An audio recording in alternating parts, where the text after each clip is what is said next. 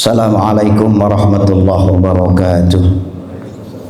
Al-Fatihah biniyatil qabul wa tamami kulli suli wa ma'mul wa biniyati salahi syana zahiran wa batinan wa biniyati anna Allahal karim yaftahu alaina futuhal arifin wa yufaqihuna fid din wa yarzuquna kamalal ikhlasi wal yaqin. Summa ila rihi khususan muallifi hadzal kitab Syekh Al-Allamah Hujjatul Islam Al-Imam Al-Ghazali. Summa ila arwahi masyayikhina wa masyayikhina wa muallimina fid din. Summa ila arwahi abaina wa ummahatina. Summa ila arwahi jami' amwatil muslimin. Summa ila hadratin nabiyil mustafa sallallahu alaihi wasallam. Al-Fatihah. A'udzu billahi minasyaitonir rajim. Bismillahirrahmanirrahim. Alhamdulillahi rabbil alamin arrahmanir rahim maliki yaumiddin. Iyyaka na'budu wa iyyaka nasta'in ihdinas siratal mustaqim siratal ladzina an'amta 'alaihim ghairil maghdubi 'alaihim waladdallin amin. Bismillah walhamdulillah salatu wassalamu ala rasulillah wa ala alihi wa sahbihi wa mawalah amma ba'd. Hadirin jamaah Masjid Jami' Al-Hikmah rahimakumullah. Kita lanjutkan kajian kita terhadap kitab Mukhtasar Ihya Ulumuddin karya Hujjatul Islam Al-Imam Al-Ghazali rahimahullahu taala. Yang lalu kita masih membahas tentang adabul akli, adab tentang yang terkait dengan mencicipi makanan dan minuman. Sudah kita bahas bagaimana adab sebelum makan, kemudian adab saat makan, berikutnya adalah adab sesudah makan. Ditambah lagi adab makan bersama. Kita lanjutkan. Wa qala Syekhul Mu'allif rahimahullahu taala wa ataman nafa'a bihi wa nafa'ana Allahu bi barakati ulumihi wa bikum fid dharain amin. Summa qala al-qismu tsalisu ma yustahabbu ba'da ta'am. Bagian yang ketiga adalah apa yang dianjurkan setelah kita makan. Jadi ini adab sesudah makan. Sebelumnya sudah, kemudian saat makan, kemudian sesudah makan juga adabnya. Wa huwa an yumsika anil akli qabla syiba'i atau qabla syaba'i, boleh asyaba' atau asyiba sama. Wa huwa an yumsika anil akli qabla syiba'i, yang pertama berhenti makan sebelum kenyang. Jadi makan jangan sampai nampol-nampol banget gitu ya. Artinya makannya itu sekiranya sudah mendekati kenyang, stop makan. Sebab makan sebelum kenyang ini melatih kita supaya kita nggak rakus, ya. Nanti kalau kita biasa kenyang, biasa rakus, nanti kita rakus terhadap apapun. Kalau kita belum apa-apa, kita rakus terhadap makanan kita makan sampai kelewat kenyang, nanti apapun kita juga akan merasa kurang. Wayal aqa asabi'ahu, yang kedua menjilati jari jemarinya.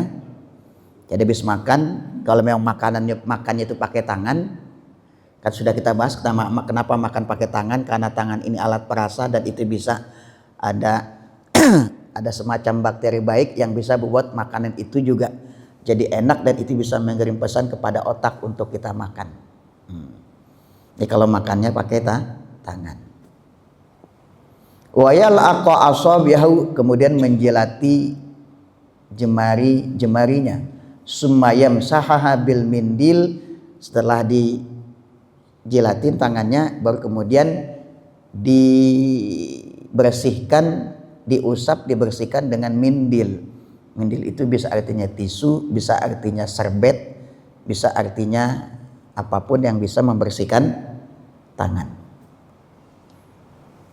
Summa yagsiluha, baru silaha, baru kemudian mencucinya ya. Jilat, cuci pakai tisu, pakai serbet, pakai apapun, baru kemudian dicuci. Apakah cuci di wastafel, apakah cuci di air kobokan, dicuci. Wa yataqafata ta'am, dan kalau lagi makan ada makanan yang terjatuh, maka makanan yang terjatuh itu diambil. Karena memang ada hadisnya ya, kita nggak tahu di mana keberkahan makanan itu. Bisa di awal, bisa di tengah, bisa juga di akhir. Tapi dengan catatan mengambil makanan yang terjatuh kalau memang makanan terjatuh itu tidak terjatuh pada tempat yang kotor. Atau yang bersangkutan juga tidak merasa jijik. Makan di acara resepsi sudah jatuh ke lantai, kita ambil lagi juga, jangan ya. Karena itu jatuh ke lantai yang mungkin di situ ada kotoran.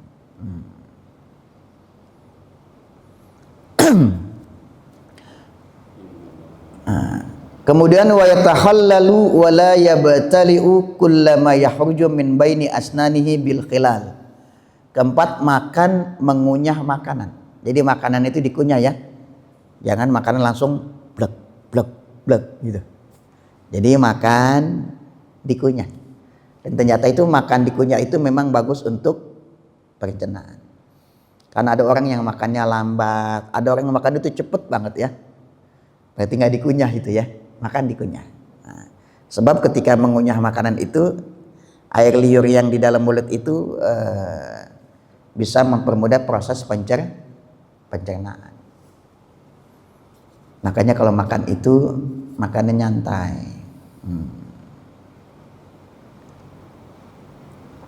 Kemudian wala yabtali'u kullama yakhruju min baini asnani bil khilal, dan juga jangan menelan apa yang keluar dari giginya saat mengunyah.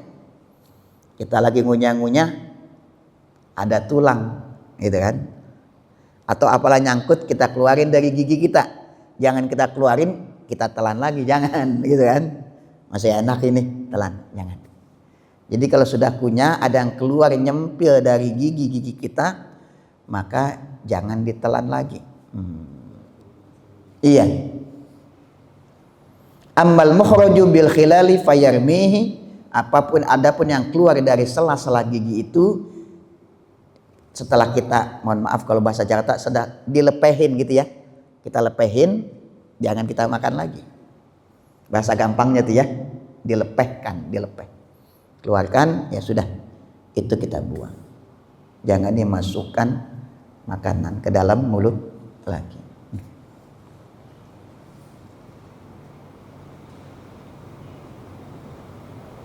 Waliyatamadmad ba'dal khilal, kemudian berkumur-kumur setelah makan ya.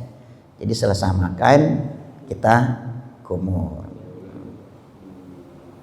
Kok habis makan nggak minum? Kan kemarin Imam Al-Ghazali udah bahas ya, tidak dianjurkan selagi makan itu kita minum. Makan belum selesai minum, emang nggak dianjurkan sebetulnya. Itu ilmu udah lama, orang sekarang itu baru suka viralkan, share gitu ya. Imam Al-Ghazali udah bilang, jadi saat makan itu jangan banyak minum, kecuali karena tersedak, karena haus, atau karena seret. Jadi ada yang mengatakan kalau bisa habis makan itu 30 menit baru minum, kalau kuat ya. Jadi kasih jeda antara makan. Jadi habis makan itu nggak usah minum dulu, sebab itu bisa membantu penyerapan pencernaan makanan kita. Itu Imam Al-Ghazali sudah bilang 1000 tahun yang lalu. Orang sekarang suka terheran-heran, orang barat itu terheran-heran, dan kemudian kita anggap itu bukan dari Islam, padahal itu ajaran dari Islam.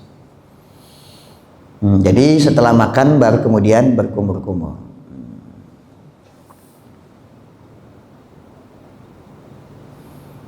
Kemudian wayan yal'aqal qas'ah wa yashraba ma'aha, kemudian menjilati piring dan meminum air atau kuahnya kalau masih kesisa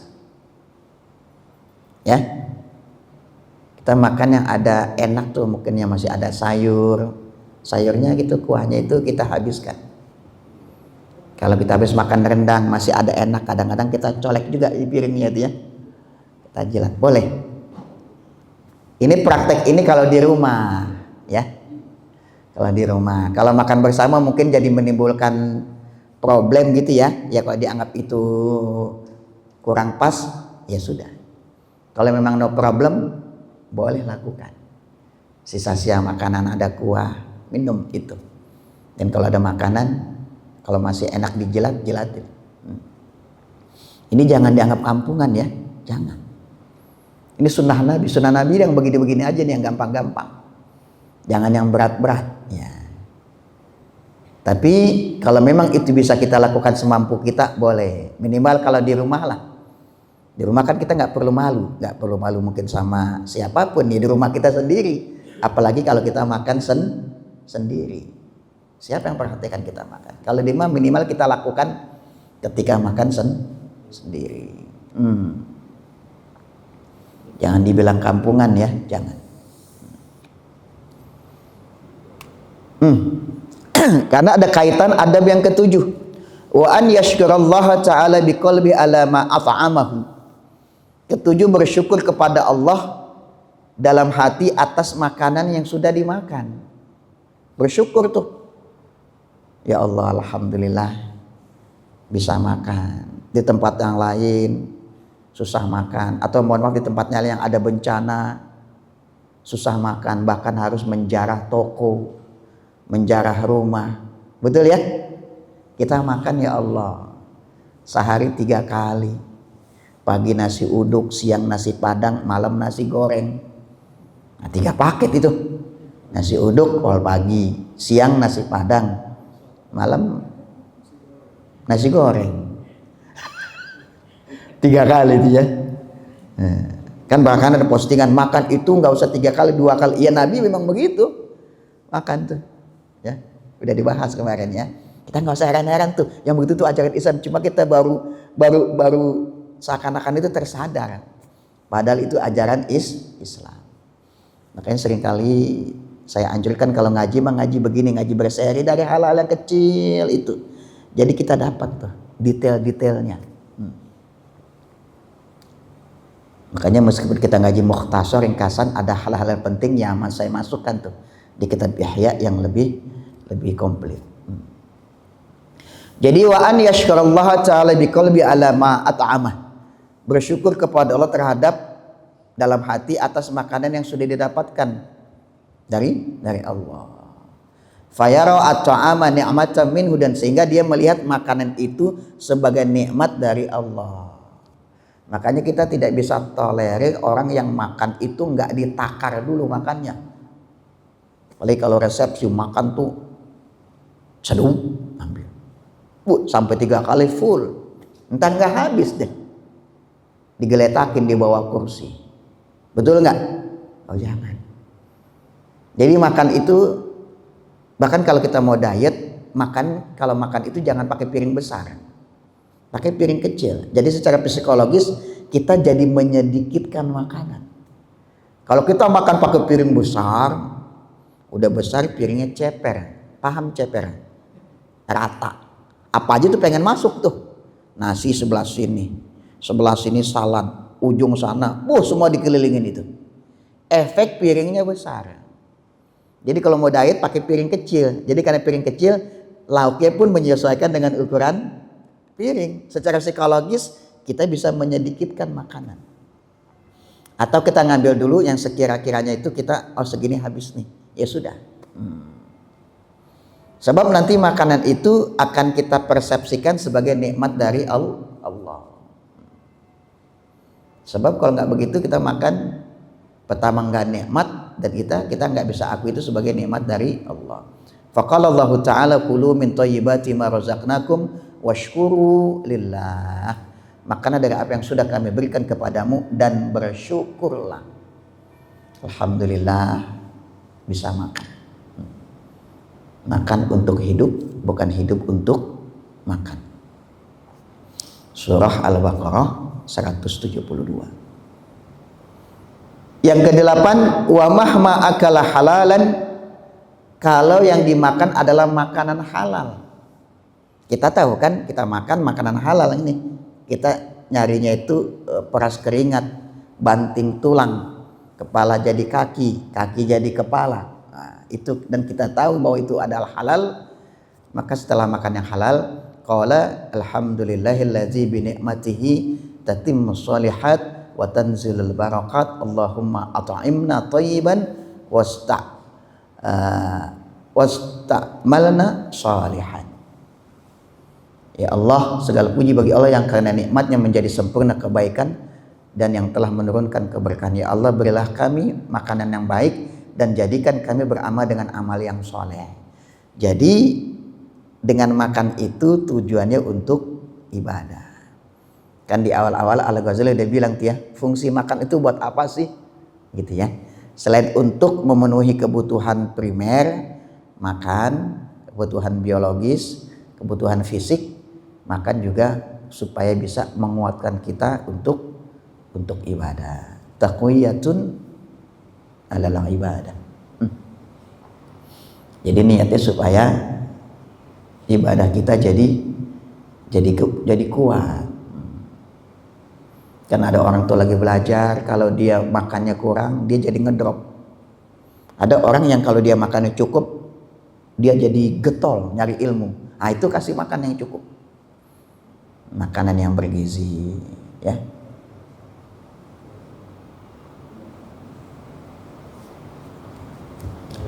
Itu kalau makanan yang halal. Bagaimana kalau kita makan makanan yang syubhat? Kita dapat dari orang, kata bingung nih makanan syubhat apa enggak gitu ya. Mungkin di mukhtasar ringkasan enggak ada, tapi kalau di versi komplit kita tahu tuh makan halal begini. Kalau syubhat itu artinya remang-remang, abu-abu, kita nggak jelas. Ini sumbernya dari mana? Atau kita udah tahu bahwa ini makanan syubhat. Tapi kalau kita makan di rumah orang, jangan pakai tanya nih ya, ini makanannya halal, haram, apa syubhat. Jangan ya, itu kurang ajar. Serius, jangan. Ya, itu nyusahin diri. Jangan. Kalau kita lihat orangnya baik, udah halal. Kalau orang kasih uang ke kita, jangan tanya, Pak, ini duitnya halal apa haram? Ya Allah, jangan. Itu mah kelewatan. Jangan, nggak boleh.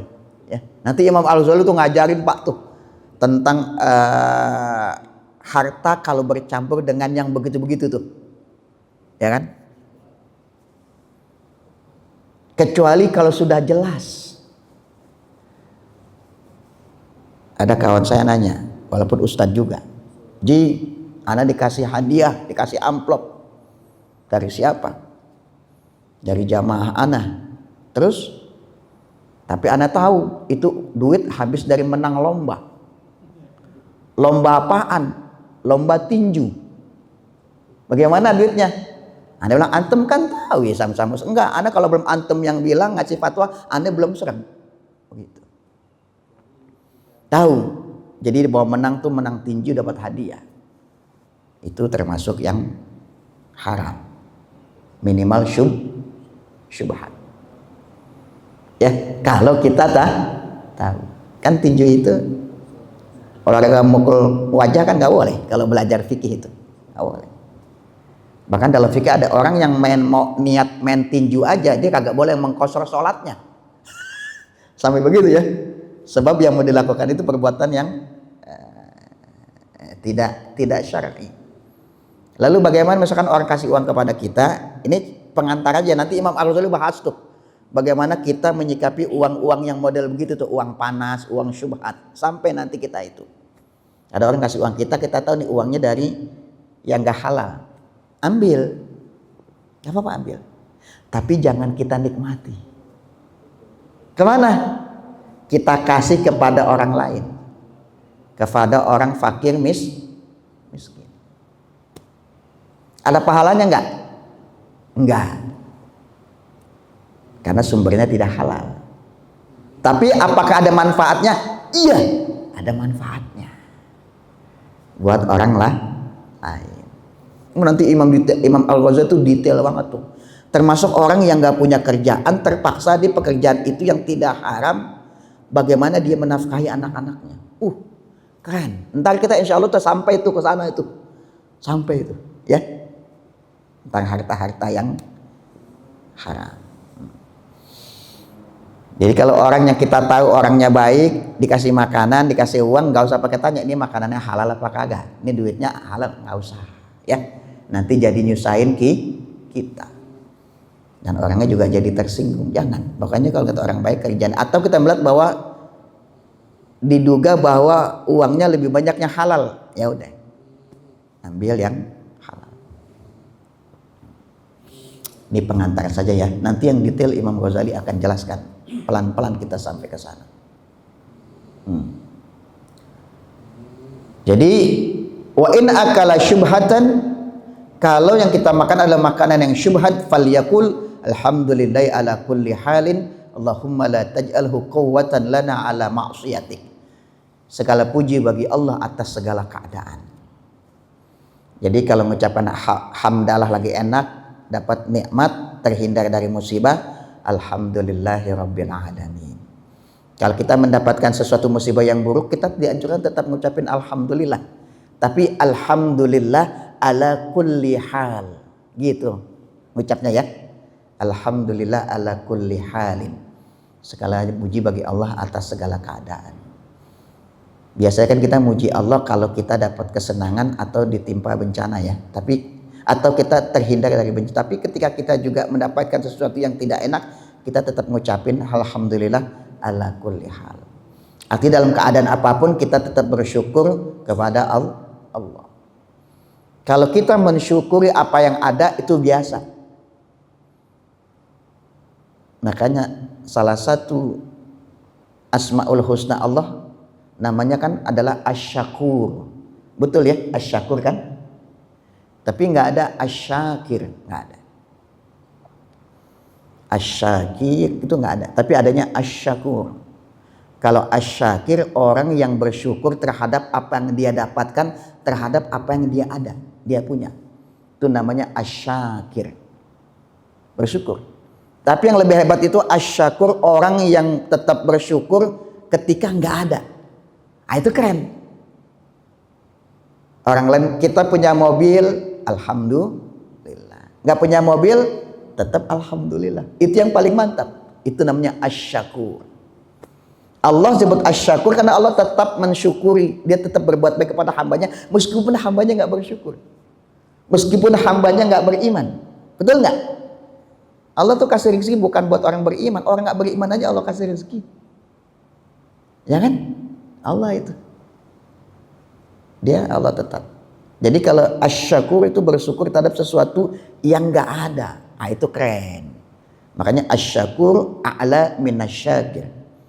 Jadi bersyukur terhadap yang nggak kita punya, yang tidak kita dapatkan atau kita tidak berhasil mendapatkan, itu lebih baik dibanding mensyukuri apa yang ada. Syukuri apa yang ada, betul, bagus. Tapi syukuri apa yang tidak ada, itu lebih keren lagi. Makanya itu Asmaul Husna itu keren ya.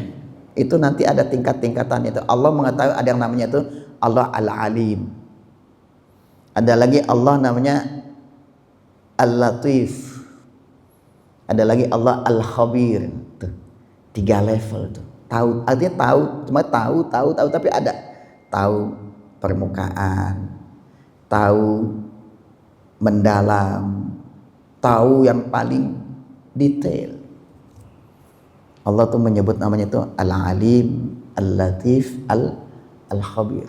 Jadi kalau bahas Asmaul Husna itu kudu tahu tuh beda-beda itu tuh penekanannya. Allah ada Al-Ghafur, ada ya? Ada lagi Al-Ghaffar. Ada lagi Al-Afu, yang paling tinggi Al-Afu. Maka nanti bulan puasa doanya menjelang akhir Ramadan apa tuh? Allahumma innaka afun tuhibbul afwa fa'fu anna. Bukan Allahumma gfir lana lagi ya. Allahumma innaka afu. Nanti itu ada bedanya. Al-afu di mana, Al-Ghaffar di mana, Al-Ghafur di mana. Nanti kalau sampai ke sana baru ya kita kaji lebih dalam. Jadi kalau makan yang syubhat, kita beri Allah jangan sampai makanan saya makan ini bisa memotivasi saya menjadi kuat saya untuk maksiat. Bisa jadi orang tuh banyak melakukan pelanggaran karena yang dimakan itu makan, jangankan yang haram, yang syubhat saja itu hindari. Sebab itu bisa men-trigger seseorang itu untuk melakukan.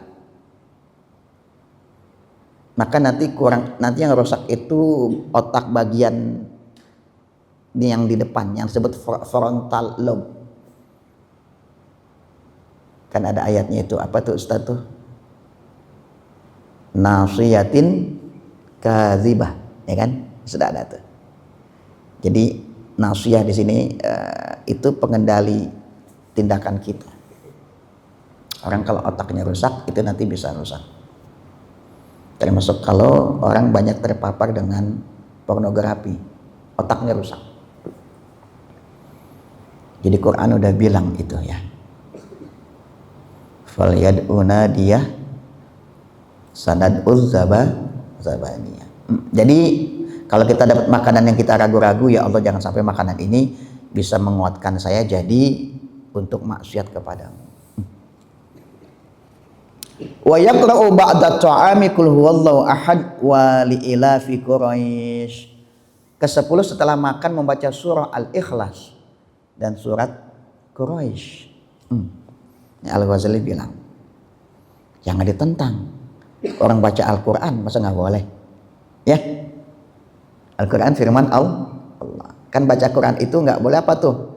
Kalau kita lagi tidak suci, kita lagi junub, kita berada di tempat buang kotoran, baca Qul huwallahu. Dan surat Quraisy, ya ini menarik.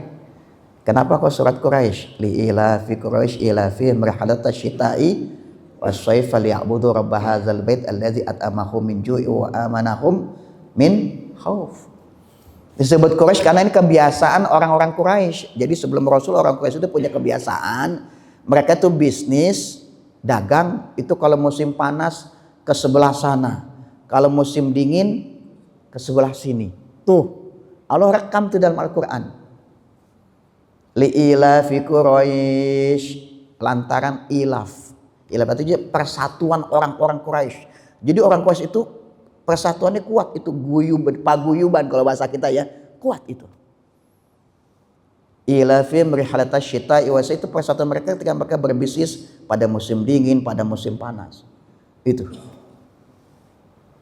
Falyabudu rabb hadzal bait allazi amanahum min khauf. Nanti mereka setelah berdagang itu, apa yang pertama mereka lakukan setelah selesai dari bisnis itu? Enggak pulang ke rumahnya.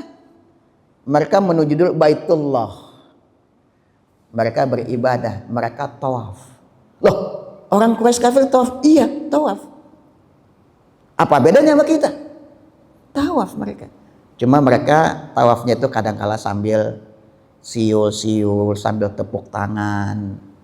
Atau ada pembagian shift. Kalau siang itu tawaf laki-laki, kalau malam tawafnya perempuan, atau kadang-kala mohon maaf tawafnya sambil nggak pakai pakaian. Sa'i gitu juga, mereka juga sa'i, cuma sampai di Bukit Marwah usap-usap berhala, sampai Bukit Sofa usap-usap berhala. Ketika Rasulullah diutus, maka tradisi itu dihilangkan. Tawafnya tetap, sa'inya tetap, tapi tradisi yang begitu yang keluar dari syariat dibuang. Nah mereka setelah habis bisnis itu, musim panas kah musim dingin, tawaf dulu. Falyabudu rabb hadzal bait, maka bersyukur bisnisnya lancar, untungnya gede.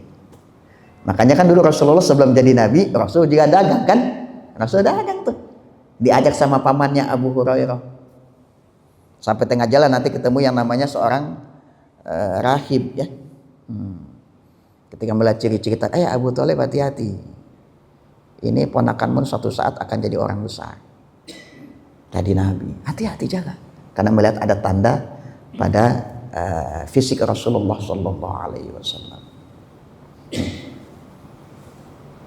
Atau Rasul juga begitu tuh. Allazi at'amahum min ju'i wa amanahum min khauf. Mereka bersyukur kepada Allah karena mereka sudah diberi makan, bisnisnya lancar dan mereka mendapatkan keamanan dari rasa takut. Makanya orang bisnis itu seperti pertama adalah keamanan, jaminan keamanan ya. Jangan sampai bisnis diganggu. Ini mulai dari bisnis yang kecil-kecil nih, bisnis pinggir jalan, diobrak-abrik misalkan begitu ya. Kemudian apa itu? Dipersoalkan dengan preman-preman, kan nggak aman dagang. Mau tahun baru didatangi macam-macam minta uang, itu nggak aman. Jadi kalau bahasa kerennya itu investor mau berinvestasi kalau ada iklim yang aman, itu kerennya ya. Itu Quran. Allazi at'amahum min ju'i wa amanahum min khauf. Pebisnis itu kalau dia mendapatkan keamanan, jaminan dari rasa takut, bisnisnya lancar. Nah makanya tuh Quraisy mengingatkan tuh ya, baca surat Qul huwallahu ahad, Al-Ikhlas dan Quraisy. Yang mau amalkan silakan, yang nggak mau nggak apa-apa.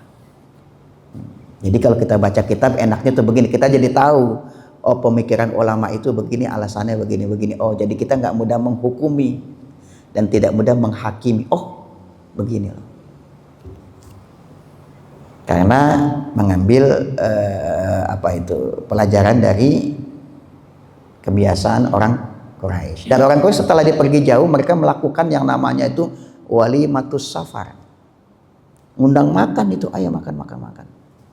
Itu walimatus safar itu tradisi sudah lama dan boleh ya ngundang makan orang. Alhamdulillah saya sudah selesai pulang dari perjalanan selamat. Makanya orang berangkat haji ada istilah walimatus safar ya. Maksudnya itu kalau di sini setelah pulang. Cuma kalau sekarang kan kalau udah pulang mungkin kehilangan momen. Kadangkala di awal. Sebetulnya niatnya itu adalah untuk minta doa supaya selamat dalam perjalanan. Istilahnya terserah deh.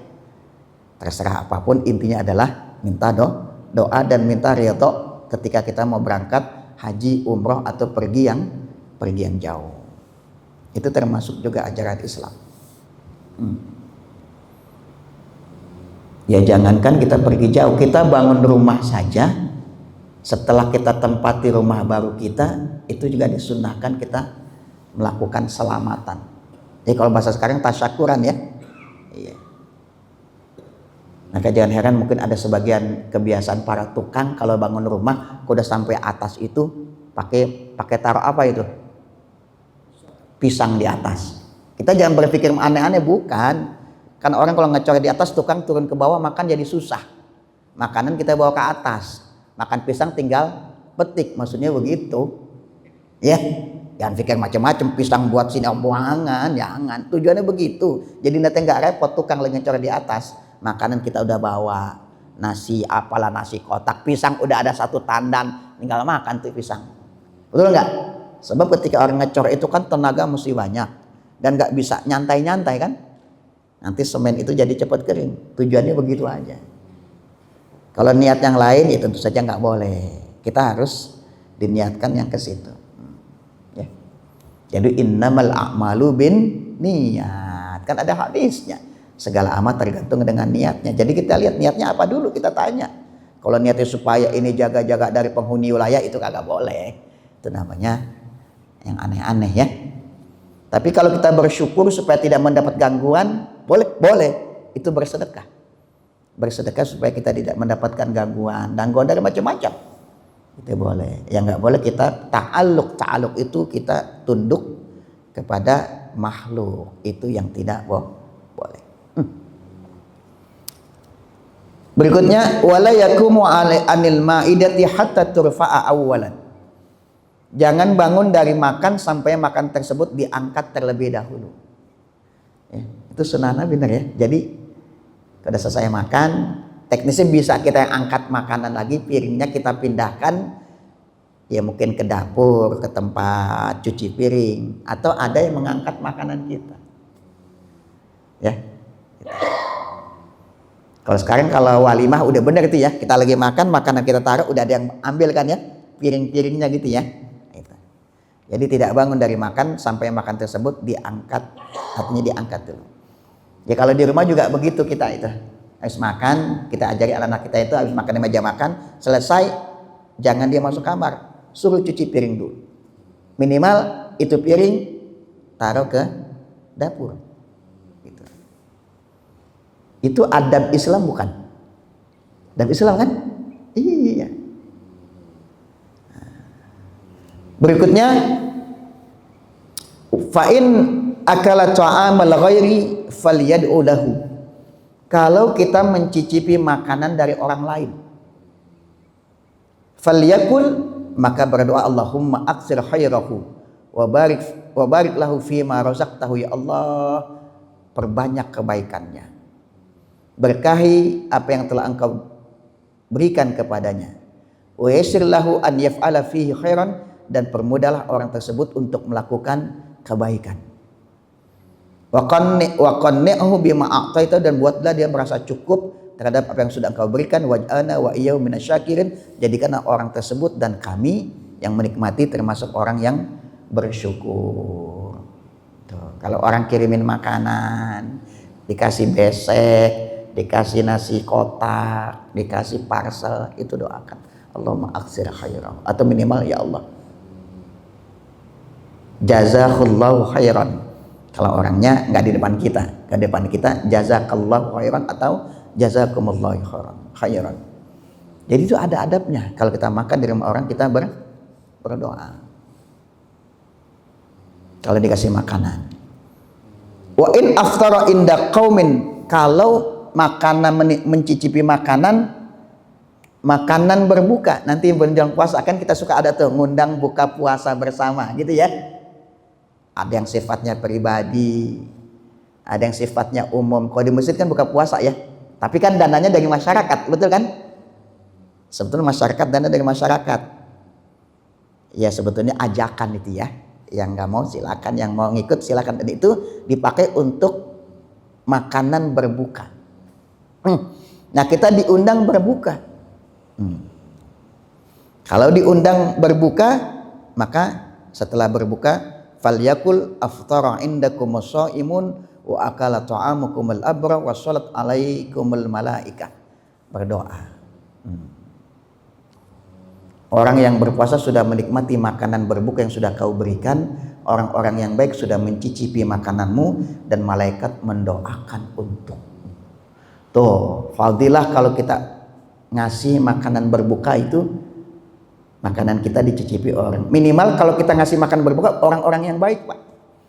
Makanya ada hadis, jangan sampai makan mencicipi makananmu di rumahmu kecuali orang-orang yang baik. Jadi yang kita undang makan itu orang-orang yang baik.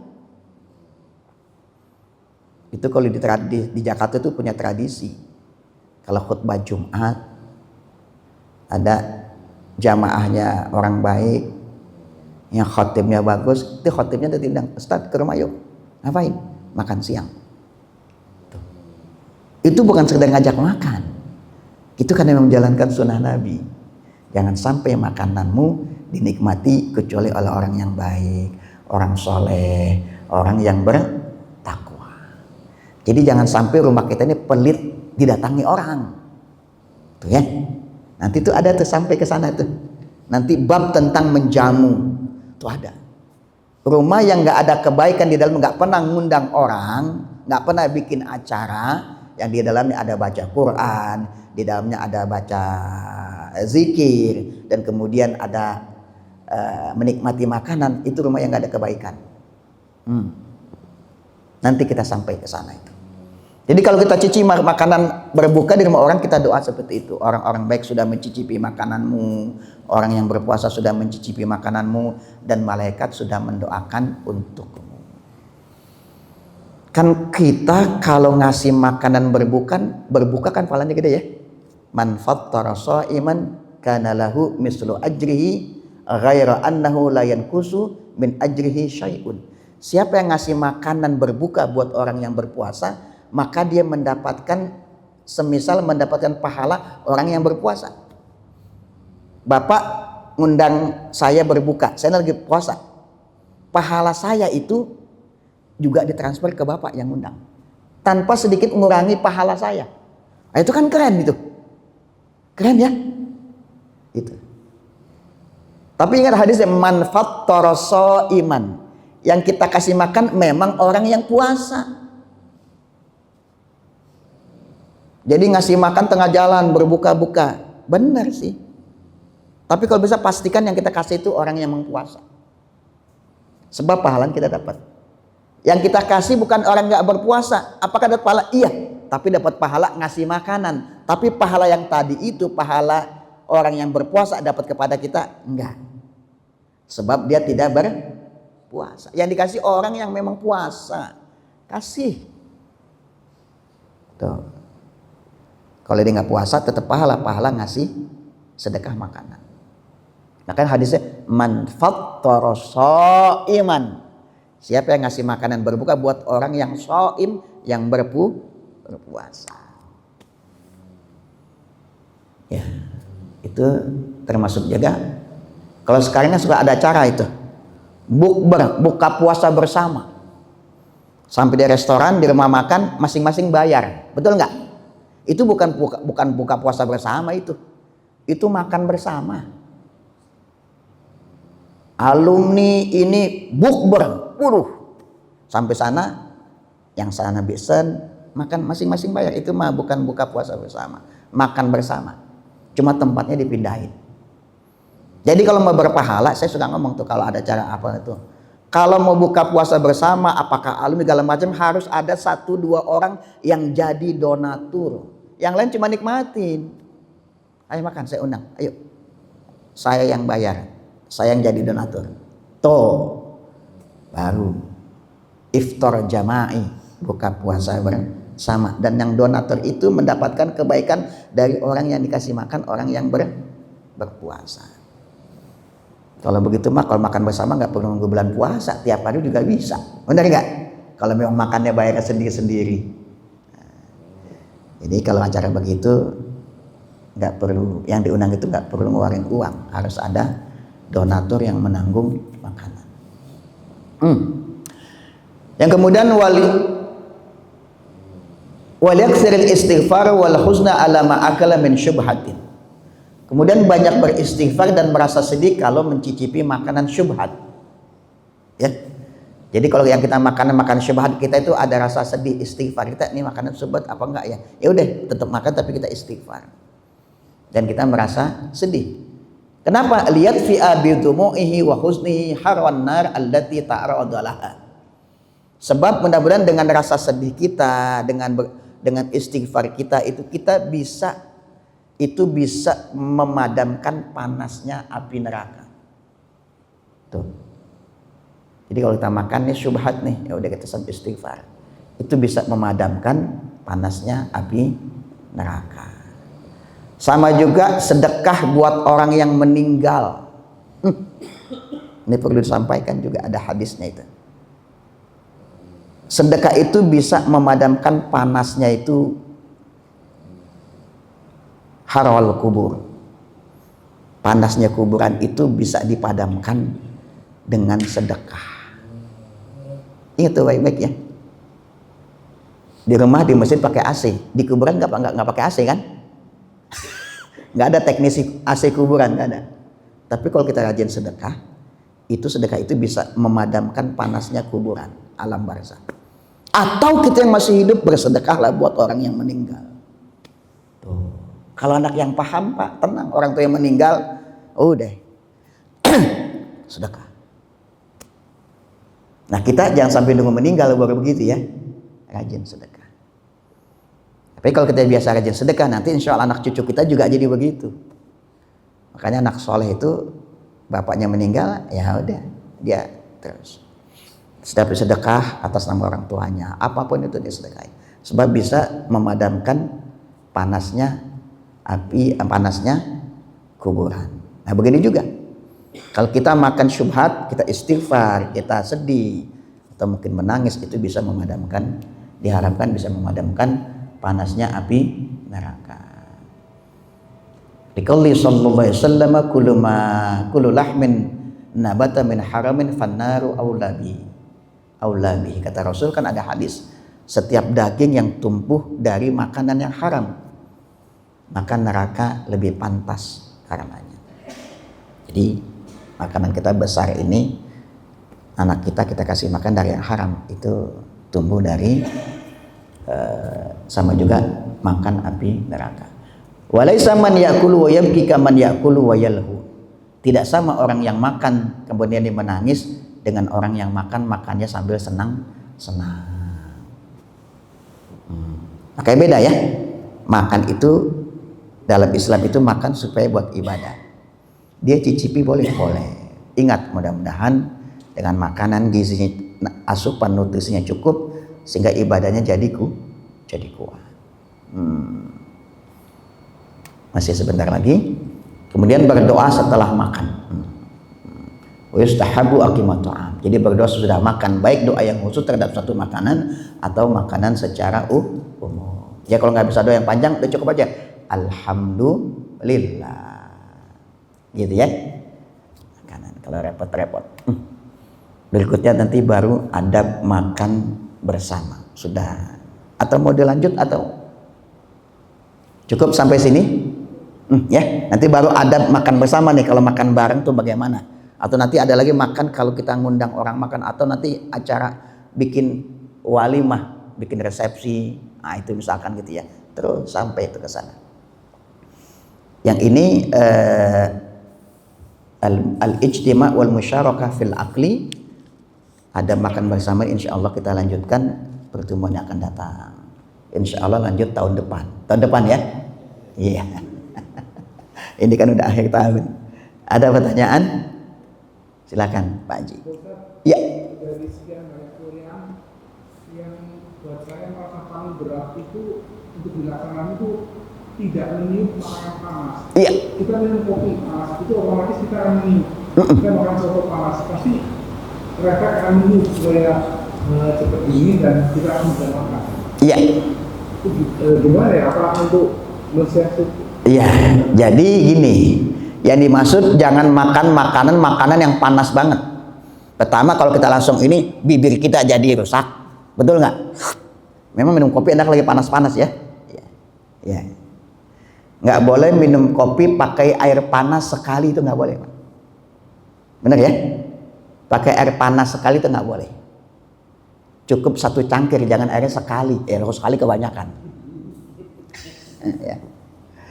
Jadi itu minum kopi itu jangan yang panas, didiamkan sejenak yang sekiranya bisa kita nikmati, gitu. Tunggu sebentar. Nah memang kenapa kalau kita tiup, nanti kan udah dibahas tuh ya. Pertama ketika kita minum bisa jadi ada kotoran yang nyemplung ke makanan kita, ya. Atau nanti itu kan ada reaksi kimiawi, ya. Tiupan itu kemudian masuk ke dalam air, itu nanti berubah apanya, dan itu bisa tidak bagus ke tubuh kita. Jadi memang sunnahnya tunggu sekiranya bisa dinikmati. Sekiranya rada-rada mulai hangat bisa kita nikmati, ya sudah. Kalau kita makan panas-panas Pak, baru sampai sini serba salah nih. Ya kan, tenggorokan kita itu jadi kepanasan kan. Nah, itu. Jadi maksudnya itu kalau memang berat tunggulah sekiranya bisa dinikmati, diminum atau dimakan. Mungkin ada juga orang kalau kelewat dingin banget kan, enggak. Makan nasi kan gitu juga kan, kalau makan nasi yang kelewat panas banget tuh lagi ngebul-ngebul kan kadar glisemiknya tinggi. Kalau nggak salah ya, kadar gula ya Pak Jaya ya. Nah itu nggak bagus jadi itu. Nasi yang panas-panas yang ngebul-ngebul itu kadar glisemiknya tinggi. Buat orang yang diabetes itu nggak bagus. Makanya diamkan orang yang diabetes itu makan nasi dingin. Minimal nasinya rada hangat. Jadi nanti rahasia ilmiahnya ke situ ya Pak Haji ya. Nah tinggal kita aja tuh tunggu. Berat memang. Sekiranya kita bisa makan, barulah kita makan. Insya Allah ringan kalau kita sudah tahu. Gitu ya Pak Haji ya. Ya bolehlah dikipas-kipas boleh. Kita kipas-kipas boleh, kira-kira bisa kita santap. Ada lagi? Silakan Ustaz Hilman. Di project itu biasa kalau namanya topping off. Topping off.